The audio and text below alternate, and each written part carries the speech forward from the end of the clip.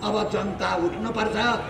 जनता उठेन भने यो देश रहँदैन। अब जनताको अदालत जनताले अदालत खडा गर्छ र मुद्दा जनताले फैसला गर्नेछ। जनमतमा जाने हो भने राजा र धर्मको पक्षमा जनमत गरेर देखाउन सक्नुपर्छ। कालोपट्टि लगाएर 20,000 बारको सदस्यमा जम्मा 35 देखि 40 जना मान्छेहरू बारमा कालोपट्टि लगाएर वकिल बनाउँदाहरू वरिष्ठको उपाधि लिएर बसेकाहरू कालोपट्टि लगाएर विरोधमा आउनु भएको छ भने सेतोपट्टि लगाएर हामीहरू जस्ता पनि उभिएका छौँ। जनताले दिएको सम्पूर्ण करबाट एउटा चाहिँ सांसदहरू बनेर उहाँले दुई छोटी चाहिँ पारित गरेको संविधान पनि आज के छ भन्दाखेरि यो संविधानले जनतालाई न्याय दिन सकेको छैन। यस कार्यक्रमका सभापति संविधान फेरौँ, पार्टी फेरौँ, नेता फेरौँ। अब नयाँ संरचना नबनाइकन देशले विकास पाउँदैन। चोलेन्द्र शमशेर राणाले संवैधानिक प्रावधान बाहेक राजीनामा दिन पाउनुहुन्न। अहिले न्यायाधीशलाई जसले मुद्दा हेरेका छैनन् उहाँ पनि स्वतन्त्र हुनुहुन्छ। तर जागिर छोडेर आउनुहोस्, सडकमा आउनुहोस्, तपाईँहरूका भनाइ पनि सुनिन्छन्। होइन भने जनताको ट्याक्सको पैसा खाएर जनताको काम नगर्न पाइँदैन। नेता हुन पाइन्छ जसले पनि। हामीहरूले न्यायाधीश हुन गयौँ न, हामी सडकमा भाषण गर्दैछौँ। तपाईँहरूलाई पनि त्यो इच्छा छ भने आउनुहोस् सडकमा। त्यसैले मेरो अनुरोध गराई अब जनताले परिवर्तनको सङ्घारमा आउनुहोस्, एक बार आउनुहोस्, फुटेर हुँदैन। त्यसैले मेरो अनुरोध गराई अब जनता उठ्नुपर्छ। जनता उठेन भने यो देश रहँदैन भन्दै म बिदा हुन्छु। धन्यवाद। आज गणतन्त्र 15 वर्ष भइसक्यो। मुलुकको अवस्था बारे महिलाहरूलाई पनि चित्त नबुझेर सडकमा आउनुपर्ने अवस्था कसले ल्यायो, किन ल्यायो भन्ने कुरा हामीले बुझ्नुपर्ने जरुरी छ। महारानीय दाजुभाइ तथा दिदी बहिनीहरूलाई भन्न चाहन्छु, मुलुकमा 14 वर्षको गणतन्त्र आएको, संविधान सभाले संविधान ल्याइरहँदा, यो मुलुकमा गणतन्त्र आइरहँदा राजा र दल बीच भएको 5 बजे सम्झौता आज उल्लङ्घन गरेर 85 सिट एमाले सर ल्याएको थियो। त्यसमा माओवादी भर्ती गरेर आज राष्ट्रतालाई संसदबाट रातको 12 बजे पाखा लाउनु पर्ने जरुरी थिएन। आज हो गणतन्त्रले नेपाली जनताका सरकारका मुद्दाहरूलाई बोलेर अगाडि लगेको भए नेपाली जनताले घाँस बाँस कपासको व्यवस्था भइदिएको भए आज यो गणतन्त्रले नेपाली जनतालाई निःशुल्क औषधि, निःशुल्क शिक्षा, निःशुल्क यातायात दिएको भए साँच्चै नेपाली जनता सडकमा आउने थिएन। आज 14 वर्ष भयो। 14 वर्षमा 100 खरब नेपाली जनताको ट्याक्स तिरेको ट्याक्स आज सिद्धिएर आज यो मुलुकलाई आज फिजीकरण र सिक्किमीकरण गर्न खोजियो। किन खोजियो भने यिनीहरूले अकुत सम्पत्ति कमाएको छ, अकुत सम्पत्ति विदेशमा लगेर राखिएको छ। राजाको सम्पत्ति स्विजरल्यान्डमा छ, 40 खरब रुपियाँ भन्थे। अहिले त 40 खरब रुपियाँ यिनीहरू ल्याउन सकेनन्। त्यो पैसा ल्याएर हामी नेपाली जनतालाई विकासमा ल्याउँछु भनेको यिनै दलले होइनन्। आज आन्दोलन सकिँदा नसकिँदै 55 अरब रुपियाँ स्विस ब्याङ्कदेखि कसको कसले किन जम्मा गर्यो यो सरकारले खोजेको सक्दैन। कसको पैसा हो? आज अदालतको व्यतिथि हेर्नुहोस्, सर्वोच्च अदालतको न्यायाधीश निष्कालको हुन्छ। लोभ लालचका आधारले यो सरकारले किन फकायो?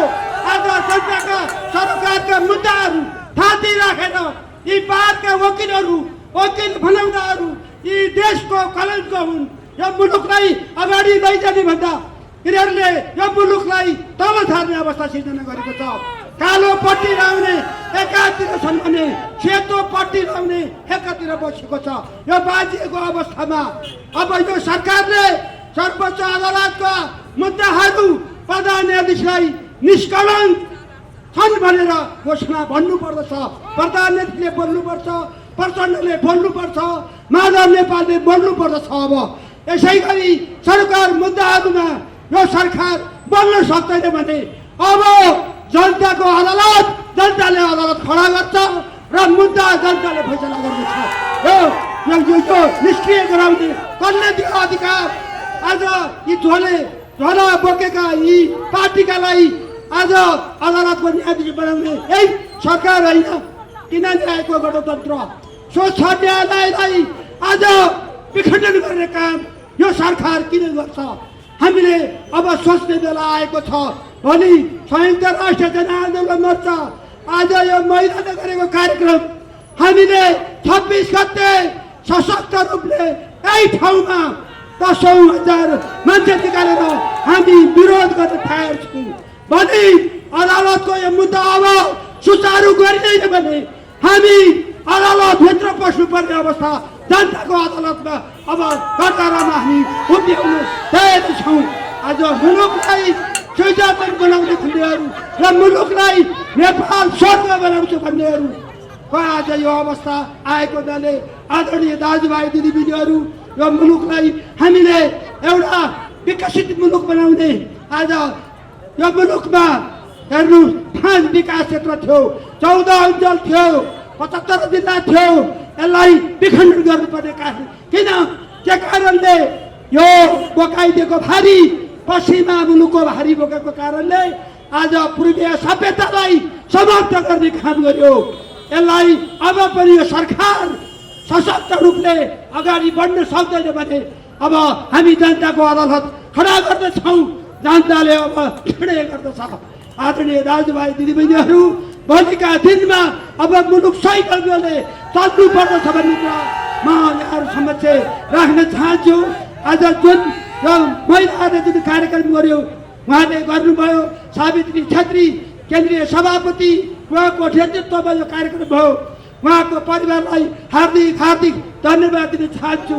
त्यस्तै सम्पूर्ण मिडिया कर्मीहरूलाई पर्सि 26 गते आजै म निम्ता गर्न चाहन्छु। 26 गते यही ठाउँमा सशक्त रूपले तपाईँहरू राष्ट्रका आधा आकाश राखिएका मिडिया कर्मीहरू, चौथो अङ्ग तपाईँहरूले यो समाचार सप्रेषण गर्न पर्दछ भन्ने कुरा म यहाँहरूप्रति आभार प्रकट गर्न पनि चाहन्छु। राष्ट्र एउटा देश हो, सबैभन्दा छातीमा हात राखेर भनौँ, हिजो हामी कहाँ थियौँ, आज हामी कहाँ छौँ, भोलि हामी कहाँ जाँदैछौँ। हामीले अब फैसला गर्ने दिन आयो। हामी कसैको झोला बोक्ने होइन, कसैको एक गिलास रक्सीको बारमा अब हिँड्ने होइन, एक प्लेट मासुको बारमा हिँड्ने होइन।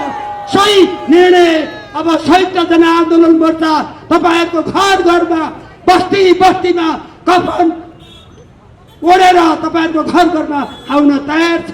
त्यसैले यो आज यो कार्यक्रम जुन महिलाहरूले गर्नुभयो र हामीले केन्द्रीय नेताहरूले बन्नुपर्ने अवस्था आएको हुनाले सर्वोच्च अदालतका म बारका वकिलहरूलाई भन्छु, तुरन्त तपाईँहरूले बारको जुन आन्दोलन तुरन्त त्यसलाई बन्द गरेर अदालत सुचारू गर्न म अनुरोध गर्न चाहन्छु। होइन, यसै गरी नै तपाईँहरू प्रधानमन्त्रीको राजीनामा माग्ने अवस्था सिर्जना गर्नुहुन्छ भने तपाईँहरूले वकिल पेसा छोडेर तपाईँहरू पनि सडकमा आएर आफ्नो धारणा राख्न आउन पनि म अनुरोध गर्न चाहन्छु। मुलुक त्यसै चल्दैन, ख्याल ठट्टैमा हिँड्दैमा अब आज मुलुकलाई विस्थापित गर्न पाइँदैन। त्यो कति कसले त्यो अधिकार? हामी पूर्वीय सभ्यता मान्ने नेपालीहरू, हामी धर्म संस्कृति रीतिरिवाजलाई मान्ने नेपालीहरू। यसैले गर्दा आदरणीय दाजुभाइ दिदीबहिनीहरूलाई म हार्दिक अनुरोध गर्दै पर्सि 26 गते 11:30 बजे सम्पूर्ण दाजुभाइ दिदीबहिनीहरूलाई, मिडिया कर्मीहरूलाई जुनै निम्तो दिन चाहन्छु। साथै अहिले यस कार्यक्रम पश्चात हाम्रो ब्यानर, हाम्रो झन्डाहरू हाम्रो झिकेपछि यही ठाउँमा मिडिया कर्मी बसिदिएर ज्ञानेन्द्र साईले पनि आफ्नो धारणा राख्नुहुन्छ अरे। यहाँहरूले उहाँको कुरालाई पनि सप्रेषण गरिदिन हार्दिक म अनुरोध गर्न चाहन्छु। र अरू पछि 26 गते सशक्त रूपले अरू धारणा राख्नेछौँ। आजलाई म बिदा हुन चाहन्छु। धन्यवाद। जय राष्ट्र, जय हिन्दू, जय नेपाली। के कारणले गरायो यसको पनि जवाब दिनुपर्छ। आज भोलि बिहान जनमतमा जाने हो भने राजा र धर्मको पक्षमा जनमत गरेर देखाउन सक्नुपर्छ। अनि बल्ल प्रधानमन्त्रीले त्यो जवाब दिन सक्नुपर्छ भन्दै मेरा 2 शब्द यही अन्त गर्छु। कालोपट्टि लगाएर 20,000 बारको सदस्यमा जम्मा 35 देखि 40 जना मान्छेहरू बारमा कालोपट्टि लगाएर वकिल बनाउँदाहरू वरिष्ठको उपाधि लिएर बसेकाहरू कालोपट्टि लगाएर विरोधमा आउनु भएको छ भने सेतोपट्टि लगाएर हामीहरू जस्ता पनि उभिएका छौँ। विरोधको विरोधमा हामी सेतोपट्टि लगाएर उभिएका छौँ।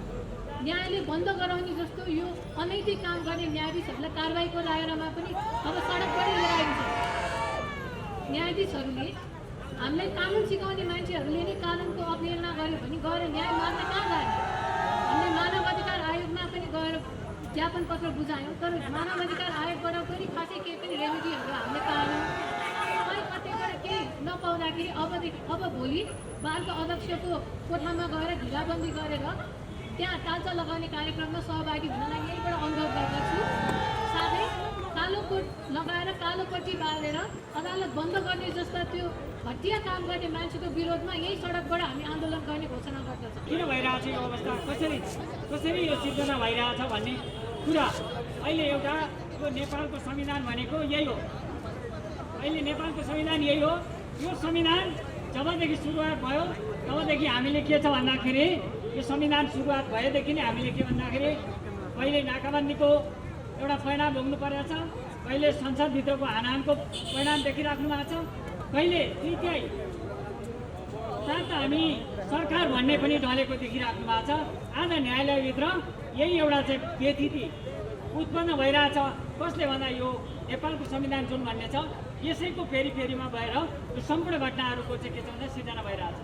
आज यो संविधान जुन मैले लिइरहेको छु यो संविधान भनेको एउटा दुईचोटि एउटा चाहिँ के छ भन्दा प्रतिनिधि जुन एउटा चाहिँ संवैधानिक सभाबाट चाहिँ के भने दुईचोटि निर्वाचित भएर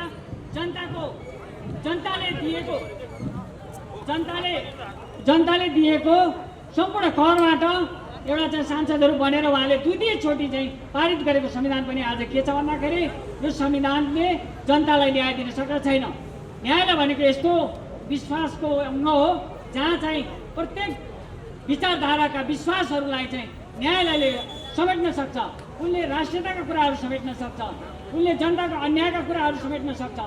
त्यो पार्टीको संस्था होइन। पार्टी भनेको पार्टीले त सत्ता चलाइहाल्छ, तर न्यायालय भनेको स्वतन्त्र हुनुपर्छ, निर्भीक हुनुपर्छ। जब स्वतन्त्र हुँदैन न्यायालय त्यो अवस्थामा न्यायालयले जनताहरूको अधिकार, जनताहरूको विश्वास, जनताहरूको आस्थालाई संरक्षण गर्न सक्दैन। हिजो माओवादी आन्दोलन हुँदा त्यही अदालतले माओवादीको आस्थालाई बचाइराखेको थियो। हिजो पञ्चायतकालीन आदेश आन्दोलन हुँदा त्यो पञ्चायत इतरहरूको आस्थालाई त्यही न्यायालयले बचाइरहेको थियो। आज के छ भने आम जनताहरू जो एउटा राष्ट्रवादमा लागेका छन् उहाँहरूको विचार बोकेको न्यायालयहरू त्यो न्यायालयले के भन्दा जनताको अधिकारलाई समेट्न सकेको छैन। न्यायालय के भन्दा पार्टीका उहाँले भनिहाल्नुभयो अघि प्रवक्ताले 4-5 कानुन व्यवसायी अथवा बारका अध्यक्षहरूले यो चाहिँ के छ भन्दा बार र अदालतको संयुक्त आन्दोलन भइरहेछ। बार र अदालतको न्यायाधीशले बहिष्कार गरिराख्नु भएको छ भने न्यायालयभित्रका नेतृत्वले जुन बारका नेतृत्व छ त्यसले के छ भन्दा त्यसलाई टेवा पुर्याइरहेको अवस्था छ।